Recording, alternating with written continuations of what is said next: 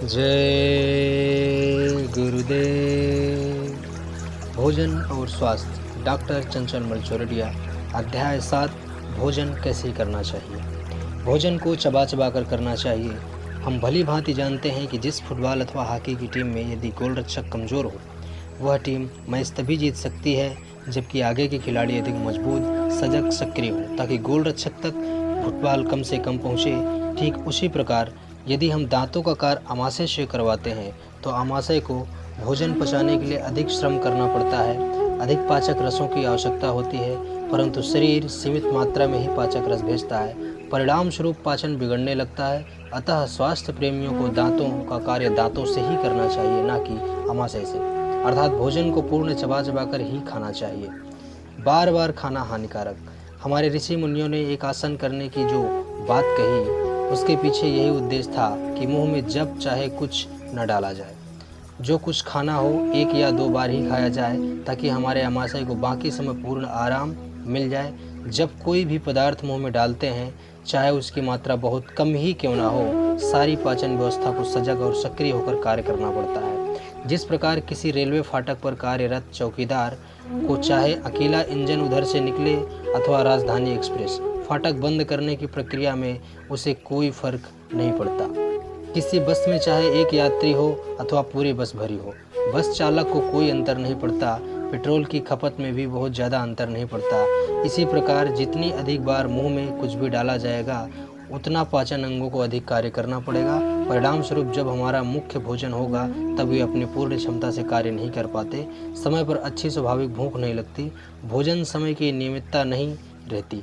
इसी कारण आज अधिकांश व्यक्तियों का पाचन प्रायः ठीक नहीं होता। जितनी कम बार खाया जाएगा, उतनी भूख अच्छी लगेगी और पाचन अच्छा होगा। आज दुनिया में 80% से अधिक व्यक्ति खाने का विवेक ना होने अथवा ज़्यादा खाने से बीमार होते हैं। इसलिए तो कहा गया है, मोर डिश मोर डिजीज, अर्थात जितना ज़्यादा खाना उतने ज़्यादा रोग। हमारे यहाँ लोकोक्ति प्रसिद्ध है, 1 समय खाने वाला योगी, 2 समय खाने वाला भोगी, 3 समय खाने वाला रोगी तथा उससे ज़्यादा खाने वाला भविष्य में बनने वाला महारोगी। हम स्वयं आत्मनिरीक्षण करें कि हम कौन सी श्रेणी में हैं। इसी कारण बाह्य रूप से भले ही हम अपने आप को स्वस्थ समझें, हमारे शरीर में परोक्ष रूप से सैकड़ों रोग होते हैं। भोजन के तुरंत बाद पानी पीना हानिकारक। भोजन के तुरंत पहले पानी पीने से भूख शांत हो जाती है। बिना भूख भोजन का पाचन बराबर नहीं होता। खाना खाने के पश्चात आमाशय में लीवर, पित्ताशय, पेनक्रियाज आदि के स्राव और अम्ल के मिलने से जठराग्नि प्रदीप्त होती है। अतः प्रायः जनसाधारण को पानी पीने की इच्छा होती है, परंतु पानी पीने से पाचक रस पतले हो जाते हैं, जिसके कारण आमाशय में भोजन का पूर्ण पाचन नहीं हो पाता। फलतः भोजन से जो ऊर्जा मिलनी चाहिए प्रायः पूर्ण नहीं मिलती। आहार के रूप में ग्रहण किए गए जिन पौष्टिक तत्वों से रक्त, वीर्य आदि अवयवों का निर्माण होना चाहिए नहीं हो पाता। अपाच्य भोजन आमाशय और आंतों में ही पड़ा रहता है, जिससे मंदाग्नि, कब्जी, गैस आदि विभिन्न पाचन संबंधी रोगों की संभावना रहती है। दूसरी तरफ अपाच्य भोजन को मल द्वारा निष्कासित करने के लिए शरीर को व्यर्थ में अधिक ऊर्जा की आवश्यकता होती है। अतः भोजन के पश्चात जितनी ज़्यादा देर से पानी पिया जाता है, उतना पाचन अच्छा होता है। भोजन के 2 घंटे पश्चात जितनी आवश्यकता हो, खूब पानी पीना चाहिए, जिससे शरीर में पानी की कमी ना हो। भोजन के पश्चात पानी पीना आवश्यक हो तो जितना गर्म पानी पी सकते हैं, उतना गर्म पानी धीरे धीरे घूंट घूंट पीना चाहिए, जिससे आमाशय की गर्मी कम ना हो। साथ ही धीरे धीरे पीने से पानी के साथ थूक मिल जाने से वह पानी पाचक बन जाता है। भोजन शांत चित्त एवं तनाव मुक्त वातावरण में करना चाहिए।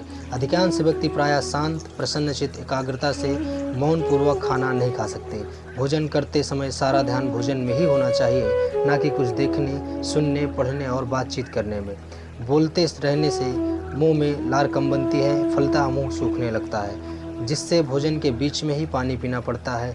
क्रोध अथवा अन्य किसी प्रकार के तनावमय वातावरण, टीवी देखते हुए, उतावलेपन में, आवेग के समय भोजन नहीं करना चाहिए।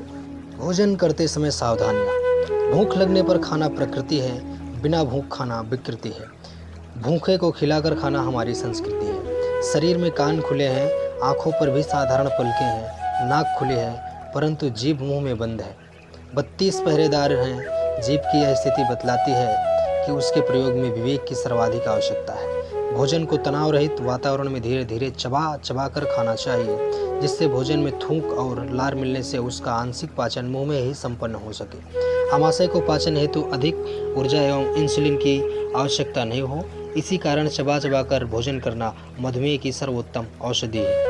भोजन मौसम एवं स्वयं की प्रकृति के अनुकूल पूर्ण सात्विक पौष्टिक एवं सुपाच्य होना चाहिए। जिस भोजन को बनाने के लिए उपयोग में आने वाले पदार्थों के निर्माण व तैयार खाद्य पदार्थों की सुरक्षा हेतु स्वास्थ्य को हानि पहुंचाने वाले रासायनिक पदार्थों का उपयोग होता हो, जैसे सफ़ेद चीनी, सफ़ेद गुड़, वनस्पति घी, रिफाइंड तेल आदि से निर्मित भोजन तथा बाजार में बिकने वाले अधिकांश तैयार खाद्य पदार्थ जैसे अचार, चटनी, मुरब्बे, सॉस आदि अन्य खाद्य पदार्थों का उपयोग यथासंभव नहीं करना चाहिए। बाजार में उपलब्ध भोजन तथा कारखानों में निर्मित खाद्य पदार्थों में घर में बने भोजन जैसी पवित्रता, स्वच्छता, विवेक एवं उच्च भावों का अभाव होने से उस भोजन से मात्र पेट भरा जा सकता है, परंतु शरीर के लिए आवश्यक अवयवों की पूर्ति नहीं होती, अपितु अपाच्य पदार्थों के विसर्जन हेतु शरीर को अधिक ऊर्जा खर्च करनी पड़ती है। भोजन खड़े खड़े नहीं करना चाहिए, क्योंकि उससे आमाशय को भोजन पचाने हेतु अधिक श्रम करना पड़ता है। यथासंभव भोजन पालकी आसन में बैठकर करना चाहिए।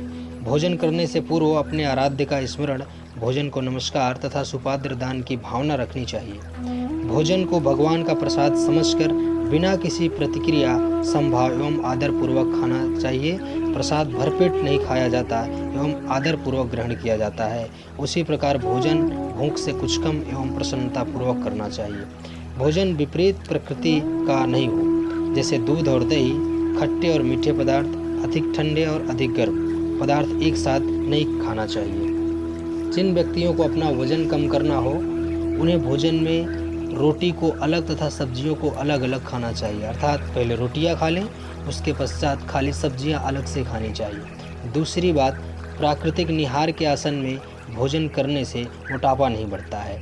आज भी बहुत से ग्रामीण इसी प्रकार खाना खाते हैं, भले ही हमें वह उचित नहीं लगता हो। भोजन में कड़वे स्वाद के अभाव में पाचन क्रिया मंद होने लगती है, रक्त की संघटना में परिवर्तन होने लगता है। कड़वा स्वाद मधुर स्वाद के दुष्प्रभावों को दूर करता है तथा रक्त शुद्धि में सहयोग करता है। स्वाद पर संयम मधुमेह का प्रभावशाली उपचार होता है। केवल खाने से शक्ति नहीं आती, खाना खाकर उसे पचाने से ऊर्जा प्राप्त होती है। भोजन जितना ज़्यादा अपौष्टिक व स्वादिष्ट होता है, उतनी ही मल में बदबू ज़्यादा आती है। दुर्गंध रहित बंधा हुआ कुछ सूखा पानी पर तैरने वाला मल अच्छे पाचन क्रिया का प्रतीक होता है। भोजन समभाव पूर्वक अर्थात बिना किसी प्रतिक्रिया, निंदा अथवा प्रशंसा के साथ करना चाहिए। भोजन का एक कण भी झूठा नहीं डालना चाहिए। भोजन करने के पश्चात आरोग्यवो हि लाभम समाहिवर मुत्तमम दिन्तु, अर्थात ग्रहण किया गया भोजन मुझे आरोग्य, निर्मल बुद्धि एवं सम्यक श्रद्धा का पात्र बनाए, ऐसा चिंतन करना चाहिए। हमारे आसपास जो उपस्थित हो, उन्हें भोजन का निमंत्रण देकर भोजन करना चाहिए। पूर्व दिशा में शक्ति के स्रोत सूर्य का उदय होता है, अतः पूर्व दिशा की तरफ मुख करके भोजन करने से भोजन की शक्ति बढ़ जाती है। भोजन करते समय सूर्य स्वर चलना चाहिए, ताकि भोजन का पाचन अच्छा होता है। भोजन में कम से कम पदार्थों का समावेश होना चाहिए। जिन पदार्थों को आपस में मिलाया जा सकता है, उन्हें मिलाकर खाना चाहिए, ताकि भोजन करते समय बार बार स्वाद में परिवर्तन ना हो, अथवा एक ही प्रकार के पदार्थ एक साथ खाना चाहिए, फिर दूसरे पदार्थ को खाना चाहिए। हम अच्छी तरह जानते हैं कि जिस वाहन का गियर बार बार बदला जाता है, वह वाहन को ज़्यादा ऊर्जा की आवश्यकता होती है। ठीक उसी प्रकार प्रत्येक कौर में स्वाद बदलने से भोजन के पाचन हेतु अधिक ऊर्जा की आवश्यकता होती है। भोजन स्वच्छ, प्रदूषण रहित, शांत स्थान पर करना चाहिए। भूख से कुछ कम भोजन करना चाहिए। आजकल अधिकांश व्यक्ति प्रायः भोजन शरीर की आवश्यकता अनुसार नहीं करते, अपितु मजबूरी और स्वाद की प्राथमिकता के अनुसार करते हैं। भोजन से न केवल स्वाद अपितु शक्ति भी मिलनी चाहिए। हमें जीने के लिए भोजन करना है, परंतु आजकल प्रायः हम भोजन के लिए जीते हैं, ऐसा समझा जाए तो आश्चर्य नहीं। शरीर को स्वस्थ रखने के लिए अधिक भोजन की आवश्यकता नहीं होती, अपितु जो भोजन खाया जाता है उसका पूर्ण पाचन अधिक महत्वपूर्ण होता है। हमारे शरीर को जितना सीमित एवं पर्याप्त आवश्यक आहार मिलता है, उतना ही अधिक लाभ होता है। यदि आवश्यकता से अधिक भोजन किया जाए तो उसकी पाचन क्षमता कम हो जाती है। खाना हमारे लिए है, हम खाने के लिए नहीं है। अतः स्वस्थ रहने के लिए कम खाएं, गम खाएं का सिद्धांत ही अपनाना चाहिए। भोजन के पश्चात हमारी स्फूर्ति बढ़नी चाहिए, शरीर हल्का लगना चाहिए। भोजन के पश्चात भारीपन लगना, आलस्य या निद्रा आना, दुर्बल पाचन शक्ति के संकेत होते हैं। भोजन के पश्चात निद्रा आने का कारण या तो आवश्यकता से अधिक भोजन अथवा ठंडा बासी तामसिक भोजन करना होता है, जिसको पचाने के लिए आमाशय को अधिक ऊर्जा की आवश्यकता होती है। परिणाम स्वरूप उस स्थिति में मस्तिष्क को आवश्यकता के अनुरूप ऊर्जा न मिलने से उसकी गतिविधि शिथिल हो जाती है और निद्रा आने लगती है।